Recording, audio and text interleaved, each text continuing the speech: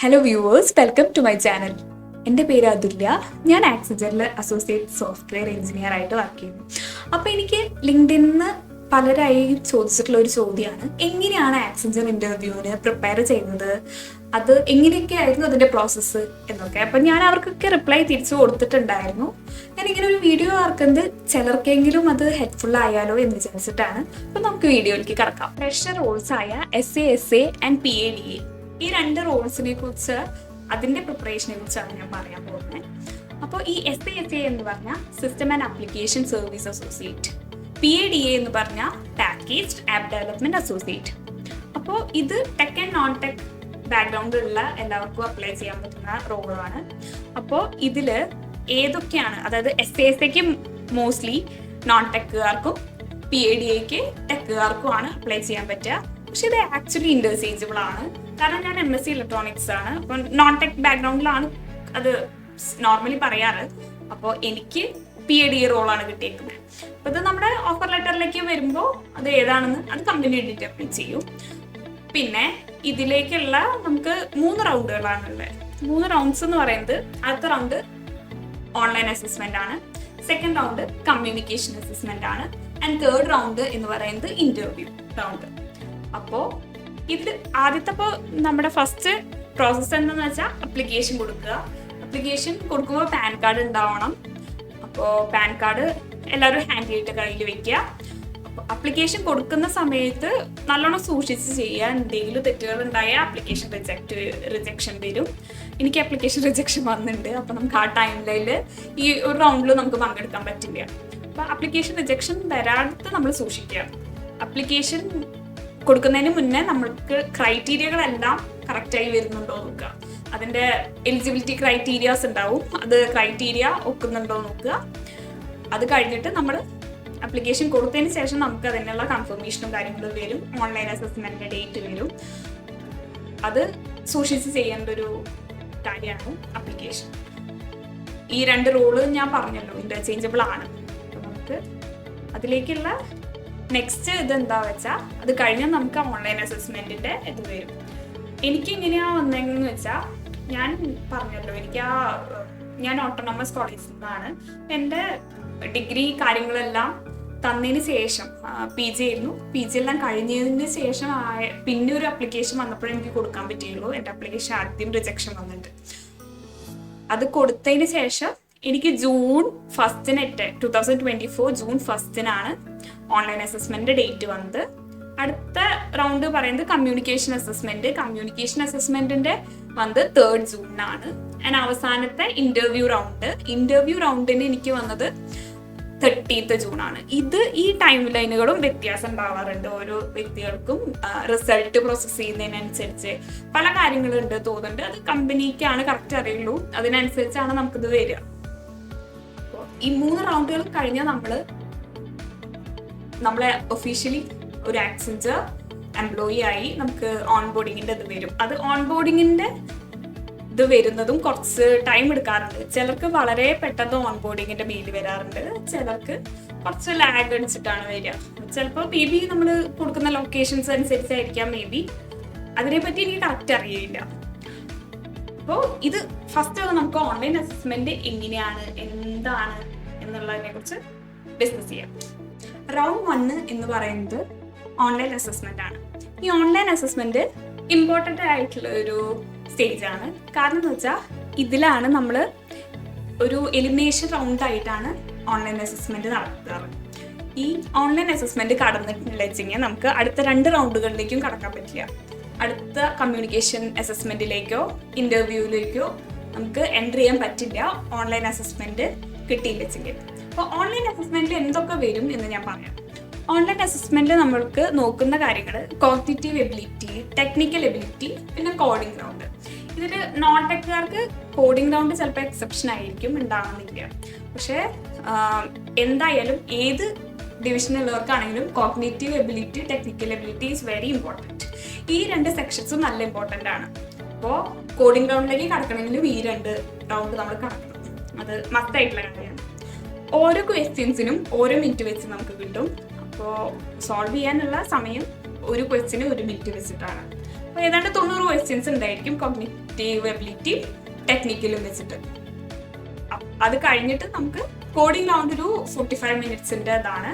C++, Java, Python ഏത് code വെച്ചിട്ട് വേണമെങ്കിലും നമുക്കത് സോൾവ് ചെയ്യാം. അങ്ങനെയാണ് ഇതിൻ്റെ ഒരു സ്ട്രക്ചർ വരുന്നത്. ഇതിൽ ഈ നമ്മുടെ കോഗ്നിറ്റീവ് എബിലിറ്റിയിൽ അബ്സ്ട്രാക്ട് റീസണിങ്, പിന്നെ ക്രിട്ടിക്കൽ റീസണിങ്, അങ്ങനത്തെ സെക്ഷൻസും പിന്നെ വെർബൽ, അതായത് ഇംഗ്ലീഷിൻ്റെ ഗ്രാമേഴ്സ്, അങ്ങനത്തെ കാര്യങ്ങളുണ്ടല്ലോ, ആ സെക്ഷൻസ് ആണ് നമ്മുടെ ഓൺലൈൻ അസസ്മെന്റിൽ നമുക്ക് ചോദിക്കുന്ന കാര്യങ്ങൾ. അതായത് seating arrangement, blood relations, analogy, അങ്ങനത്തെ ക്വസ്റ്റ്യൻസ്, കോഡിംഗ്, ഡീകോഡിംഗ്, അങ്ങനത്തെ മോഡൽസ് ക്വസ്റ്റ്യൻസ് എല്ലാം വരും. അപ്പോൾ ഇതിന്റെ സിലബസ് കാര്യമായിട്ട് നമുക്ക് ഗൂഗിൾ സെർച്ച് ചെയ്യുമ്പോഴേക്കും കിട്ടുന്ന കാര്യമാണ്.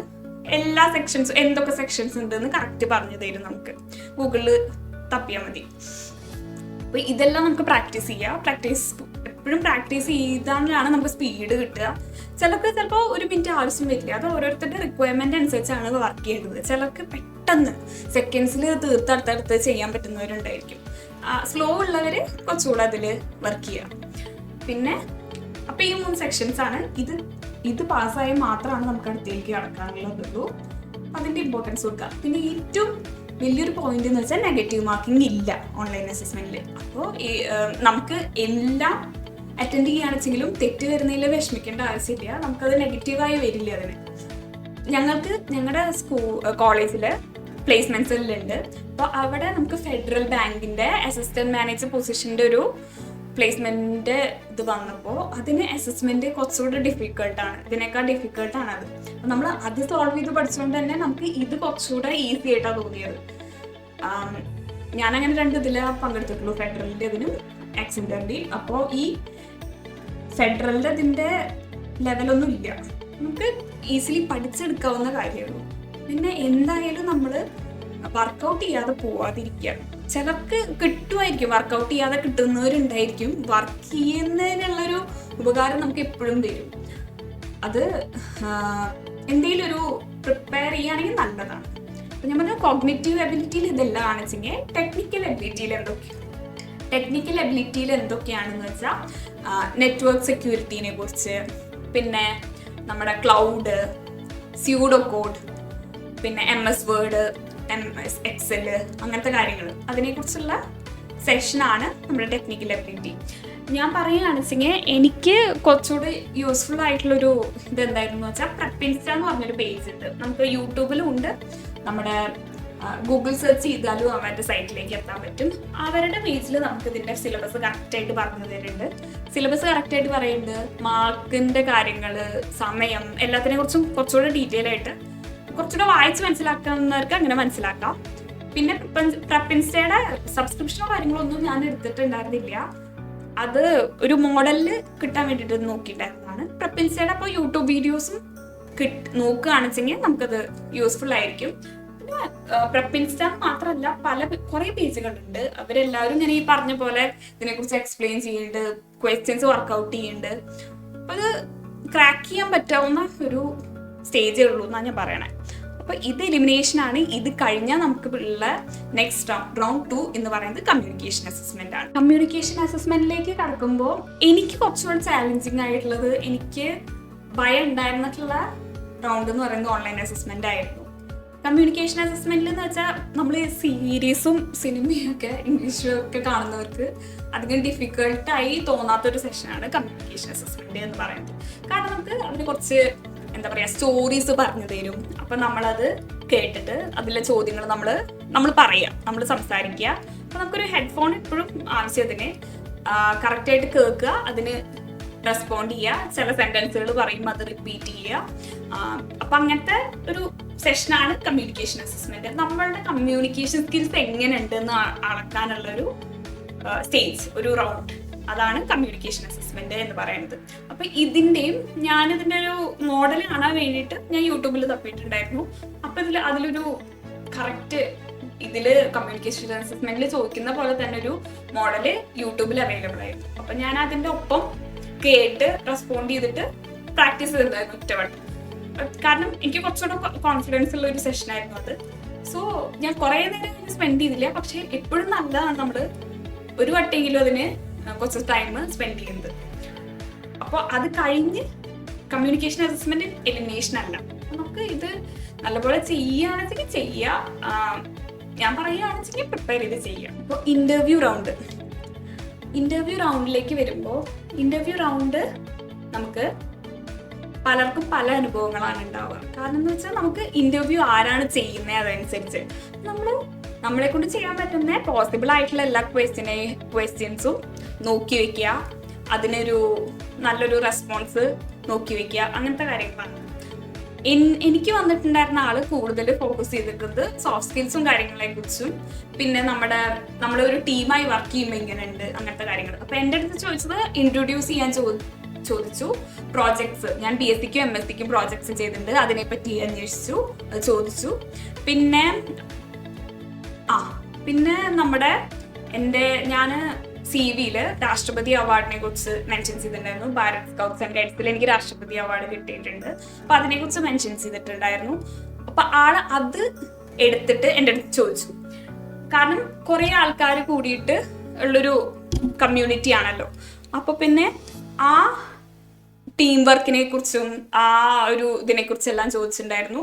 പിന്നെ കുറച്ച് ചാലഞ്ചിങ് ആയിട്ടുള്ള ക്വസ്റ്റ്യൻസ് ചോദിക്കില്ലേ, അതിനെ റിലേറ്റഡ് ആയിട്ട് തന്നെ. ഇപ്പോൾ കുറേ പേര് ഒരു ഗ്രൂപ്പിൽ വർക്ക് ചെയ്യുമ്പോൾ ചിലർക്ക് ചില അഭിപ്രായ വ്യത്യാസങ്ങൾ ഉണ്ടായിരിക്കും. കാരണം ഓരോരുത്തരും ഡിഫറെന്റ് ഇൻഡിവിജ്വൽസ് ആണ്. അപ്പൊ അങ്ങനെയുള്ള കാര്യങ്ങൾ എങ്ങനെ ഡീൽ ചെയ്യുക, അങ്ങനത്തെ കാര്യങ്ങളെ കുറിച്ച് ഒക്കെ ഡീറ്റെയിൽ ചെയ്തിട്ടുണ്ടായിരുന്നു. പിന്നെ എൻ്റെ അടുത്ത് എന്തെങ്കിലും ക്വസ്റ്റ്യൻ ആളുടെ അടുത്ത് ഉണ്ടോന്ന് ഞാൻ പൊതുവായി ഒരു തെറ്റ് കണ്ടിരിക്കുന്നത് പലരും ക്വസ്റ്റ്യൻസ് ചോദിക്കാറില്ല. ക്വസ്റ്റ്യൻസ് ചോദിക്കാതിരിക്കുന്നത് നമ്മളധികം ക്യൂരിയസ് അല്ല, അതില് ഒരു ഇൻട്രസ്റ്റിലല്ല ചേരുന്നെന്നുള്ളൊരു ഇമ്പാക്റ്റ് അങ്ങനെ ഒരു ഇത് അവർക്ക് കൊടുക്കും. അപ്പൊ എന്തായാലും എന്തെങ്കിലും ക്വസ്റ്റ്യൻസ് ചോദിക്കുക. നമ്മൾ എത്ര ക്യൂരിയസ് ആണ്, നമ്മൾ ജോയിൻ ചെയ്യാനുള്ള നമ്മുടെ ആഗ്രഹം കാര്യങ്ങൾ പ്രകടിപ്പിക്കുന്ന രീതിയിൽ ക്വസ്റ്റ്യൻസ് പ്രിപ്പയർ ചെയ്യാം. അത് വേണമെങ്കിൽ നമുക്ക് ചോദിക്കാം. അപ്പൊ നമ്മൾ അസോസിയേറ്റ് ആയിട്ടാണ് കയറുന്നത്. അപ്പൊ നമുക്ക് ഇനി അടുത്തടുത്ത സ്റ്റേജുകളിലേക്ക് എന്തൊക്കെയാണ് നമ്മുടെ കരിയർ റൂട്ട് മാപ്പ് അങ്ങനത്തെ കാര്യങ്ങളെല്ലാം അന്വേഷിക്കാവുന്നതാണ്. ചോദിക്കാതെ പോകരുത്. പിന്നെ നമ്മുടെ ഇന്റർവ്യൂവറിനെ കുറിച്ചൊന്നും ചോദിക്കാൻ നിൽക്കരുത്. അതായത് ഇത് എത്രാമത്തെ ഇന്റർവ്യൂ അങ്ങനത്തെ കാര്യമൊന്നും ചോദിക്കാൻ നിൽക്കരുത്. നമുക്ക് നമ്മുടെ ക്യൂരിയോസിറ്റിയും കാര്യങ്ങളും അറിയുന്ന രീതിയിൽ അവരുടെ അടുത്ത് ചോദ്യങ്ങൾ ചോദിക്കാവുന്നതാണ്. ഞാൻ ഈ ഇന്റർവ്യൂ റൗണ്ടിന് ശരിക്ക് കുറേ ക്വസ്റ്റ്യൻസ് പ്രിപ്പയർ ചെയ്ത് വെച്ചിട്ടുണ്ടായിരുന്നു. എങ്ങനെ ചോദിക്കുകയാണെന്നുവെച്ചെങ്കിലും നമുക്ക് എന്ത് ചോദിക്കുകയാണെന്നുവെച്ചെങ്കിലും മറുപടി വേണം എന്നുള്ള രീതിയിൽ ഞാൻ ഏതാണ്ട് ഈ റൈറ്റിംഗ് ഷീറ്റ്സ് ഉണ്ടല്ലോ, അതൊരു 2 റൈറ്റിംഗ് ഷീറ്റ് എടുത്ത് അപ്പോൾ 4 പുറത്തിലും പല ക്വസ്റ്റ്യൻസ് ഡിഫറെൻറ്റ് ക്വസ്റ്റ്യൻസ് എഴുതി അതിനൊക്കെ ഞാൻ പ്രിപ്പയർ ചെയ്തിട്ടുണ്ടായിരുന്നു. അപ്പോൾ എല്ലാവരും മോസ്റ്റ്ലി ചെയ്യാൻ ChatGPT നോക്കുകയാണ്. ChatGPT നോക്കുന്നതിൽ തെറ്റൊന്നുമില്ല, അതല്ല ഞാൻ പറയണേ. പക്ഷെ നമ്മൾ കുറച്ചുകൂടെ ക്രിയേറ്റീവായിട്ട് ചിന്തിച്ച് എന്തെങ്കിലും ഇതാക്കുന്നത് അവരെ ശരിക്കും ഇമ്പ്രസ് ചെയ്യും നമ്മളത് സംസാരിക്കുമ്പോൾ, അത് കൺവേ ചെയ്യുമ്പോൾ. അപ്പോൾ അത് നല്ലൊരു കാര്യമായിട്ട് എനിക്ക് തോന്നി. അപ്പോൾ ഇത് പേഴ്സണൽ ചോയ്സ് ആണ്. നമുക്ക് വേണമെങ്കിൽ ഇത്ര അധികം ചിലർക്ക് ഇന്റർവ്യൂസ് സ്പോണ്ടേനിയസ്ലി നല്ല പോലെ ഉത്തരം പറയാൻ പറ്റുന്നവരുണ്ടായിരിക്കും, അവർക്ക് കുഴപ്പമില്ല. എനിക്കും ഉത്തരം പറയാൻ പറ്റും, പക്ഷെ ഞാൻ കുറച്ചുകൂടെ പൊളിറ്റിക്കലി സംസാരിക്കണം എന്നെനിക്കൊരു ഇതുണ്ടായിരുന്നു. അപ്പൊ ഞാൻ അതുകൊണ്ടാണ് കുറച്ചൊന്ന് പ്രിപ്പയർ ചെയ്തിട്ട് പോയത്. അപ്പൊ ഇതെല്ലാം ടോട്ടലി പറയാനുള്ളത്. ഇനി എല്ലാം ചുരുക്കിയിട്ടൊന്ന് സംസാരിക്കാം. അതായത് 3 റൗണ്ടുകളാണുള്ള online assessment, communication assessment, interview. Online assessment sub divisions ഞാൻ പറഞ്ഞു. Cognitive ability, technical ability, coding round. 2 questions ആണെന്നാണ് എനിക്ക് തോന്നണേ. അത് ഏത് വേണമെങ്കിൽ C++, ജാവ, പൈത്തൺ ഇതൊക്കെ പറ്റും. പിന്നെ അത് കഴിഞ്ഞ് ഞാൻ പറഞ്ഞു കമ്മ്യൂണിക്കേഷൻ അസസ്മെന്റ് വരുമ്പോൾ എലിമിനേഷൻ അല്ല, ശ്രദ്ധിക്കുക, നല്ലോണം ശ്രദ്ധിച്ച് ഉത്തരങ്ങൾ പറയാം. അത് റെക്കോർഡിംഗ് ഉണ്ടായിരിക്കുന്നതാണ് എനിക്ക് തോന്നണേ. അത് കഴിഞ്ഞ് ഇന്റർവ്യൂ റൗണ്ട്. അങ്ങനെ ഈ 3 റൗണ്ടുകൾ കഴിഞ്ഞാൽ നമ്മൾ അത് ഓൺ ബോർഡിങ്ങിന് പിന്നെ വെയിറ്റ് ചെയ്യേണ്ടി വരും. ചിലർക്ക് ഓൺ ബോർഡിങ്ങിന് നല്ല പോലെ ലാഗ് വരലുണ്ട്. കുറേ സമയം കഴിഞ്ഞിട്ടാണ് ഓൺ ബോർഡിങ്ങിന്റെ മെസ്സേജ് വരിക.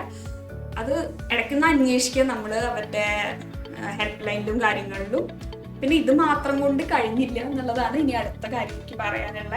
കാരണം ഇത് കഴിഞ്ഞാൽ നമുക്ക് ഓൺ ബോർഡിങ് വന്ന പ്രൈമേഴ്സിന് പഠിക്കാനുള്ള മൊഡ്യൂൾസും കാര്യങ്ങളും ഒക്കെ കിട്ടും. അതിൻ്റെ സെലക്ഷനും കാര്യങ്ങളും ഉണ്ട്. പ്രൈമേഴ്സ് എക്സാം ഉണ്ട്. പ്രൈമേഴ്സ് എക്സാം കഴിഞ്ഞ് നമുക്ക് ട്രെയിനിങ് നടക്കും. ട്രെയിനിങ്ങിന് ശേഷം നമുക്ക് സ്ട്രീംസ് എക്സാം ഉണ്ട്. സ്ട്രീംസ് എക്സാം എന്ന് പറയുമ്പോൾ ഓരോരുത്തരുടെ ഏത് സ്ട്രീമാണോ കിട്ടിയേ അതിനനുസരിച്ചിരിക്കും. സ്ട്രീം എക്സാം എനിക്കെന്ന് വെച്ചാൽ 2 ടെസ്റ്റുകളും ഒരു വൈവേ ഒരു ഹാൻഡ്സ് ഓൺ അങ്ങനെയായിരുന്നു എൻ്റെ സ്ട്രീം അനുസരിച്ച് എനിക്കുണ്ടായിരുന്നത്.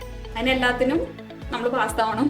ഇല്ലെങ്കിലും നമ്മൾ അതിനെ എടുത്ത് പുറത്താക്കാനുള്ള എല്ലാ അധികാരങ്ങളും അവർക്കുണ്ട്. അപ്പോൾ അത് ഒക്കെ ഫസ്റ്റ് ട്രയൽ കിട്ടുകയാണെങ്കിൽ നല്ലത്. ഇനിയിപ്പോൾ ഫസ്റ്റ് ട്രയൽ കിട്ടാത്തവർക്ക് RT1 RT2 ഉണ്ട്. അപ്പോൾ ഇതിനെക്കുറിച്ച് വേണമെങ്കിൽ ഡീറ്റെയിൽഡ് ആയിട്ട് ഞാൻ വേറൊരു വീഡിയോ ഉണ്ടാക്കാം. അപ്പോൾ ഇതുവരെയുള്ള എല്ലാ കാര്യങ്ങളും മനസ്സിലായി എന്ന് തോന്നുന്നു. എന്തെങ്കിലും ഡൗട്ട്സ് ഉണ്ടെങ്കിൽ നിങ്ങൾക്ക് കമൻറ്റ് സെക്ഷനിൽ അറിയിക്കാം. പിന്നെ പോരായ്മകൾ ഉണ്ടാവും, എൻ്റെ ആദ്യത്തെ വീഡിയോ ആണ്. അപ്പോൾ എന്ത് സജഷൻസ് ആണെങ്കിലും നിങ്ങൾക്ക് എനിക്ക് തരാവുന്നതാണ്. അപ്പോൾ താങ്ക് യു ഫോർ വാച്ചിങ്.